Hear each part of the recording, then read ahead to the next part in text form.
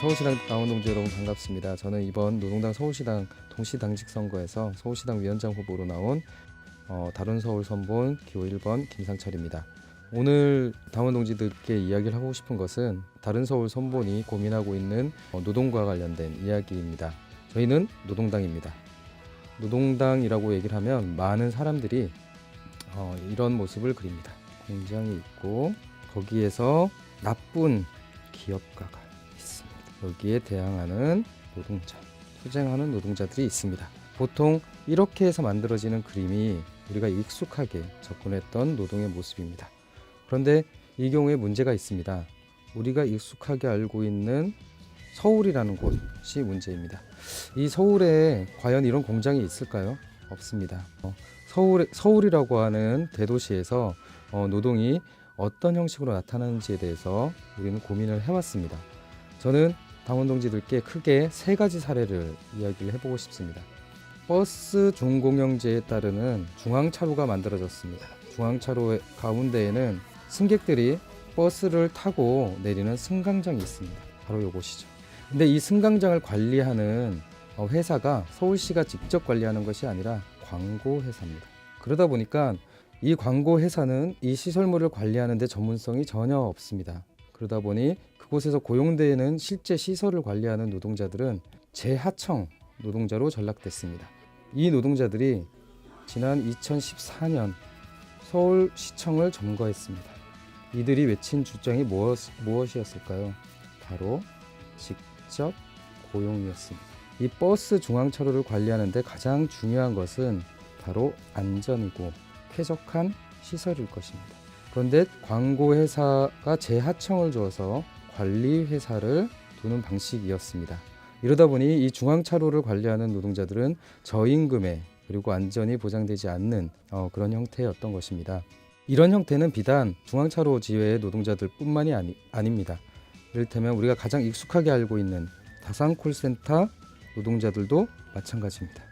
다산콜센터 노동자들은 같은 업무를 함에도 불구하고 관리의 효율성을 위해서 세 개의 관리회사를 나눠서 경쟁을 시켰습니다. 이런 것들을 통해서 서울시의 가장 대표적인 행정 서비스인 120의 노동자들이 엄청난 착취를 받고 있었습니다. 이들이 2012년에 노동조합을 만들고 가장 첫 번째로 요구했던 것이 바로 직접 고용이었습니다.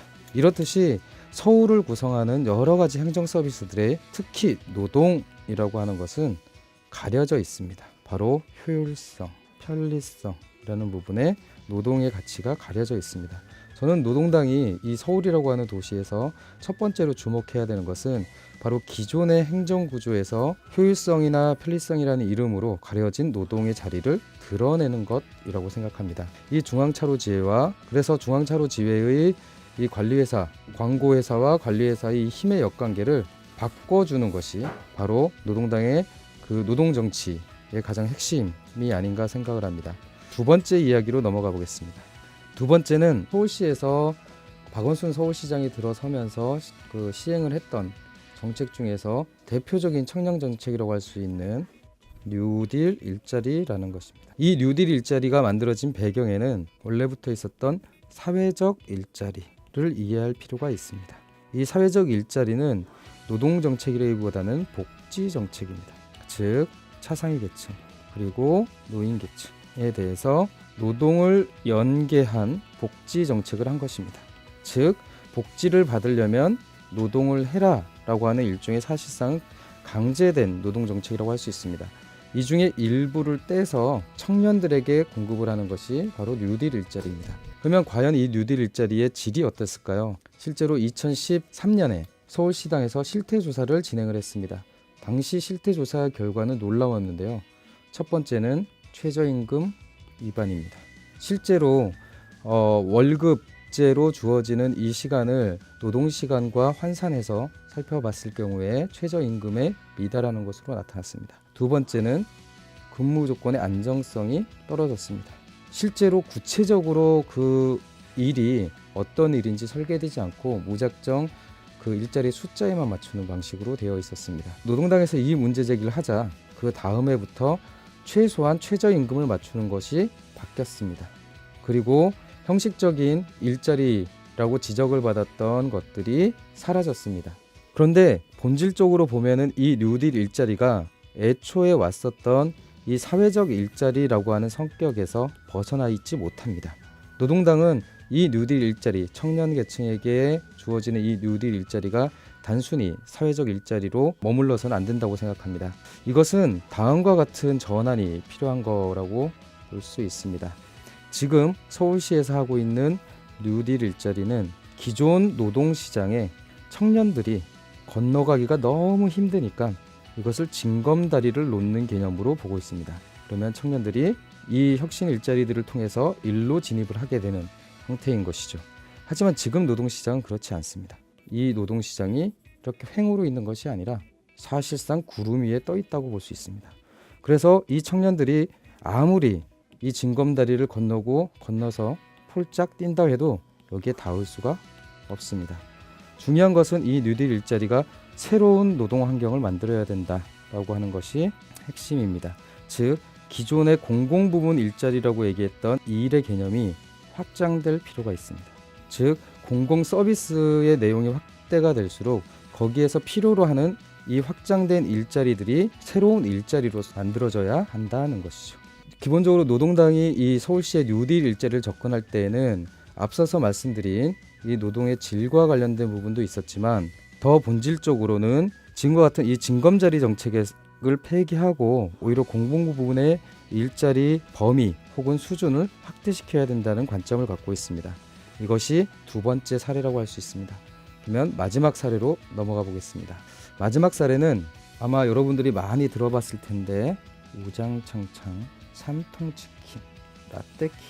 자, 이 가게의 이름을 들으면 어떤 것이 떠오르십니까? 바로 젠트리피케이션과 관련된 곳입니다. 실제로 노동당 서울시당은 지난 2년 동안 서울이라는 도시에서 일어나는 이런 젠트리피케이션 문제에 특히 집중을 해왔습니다. 그 이유가 무엇일까요?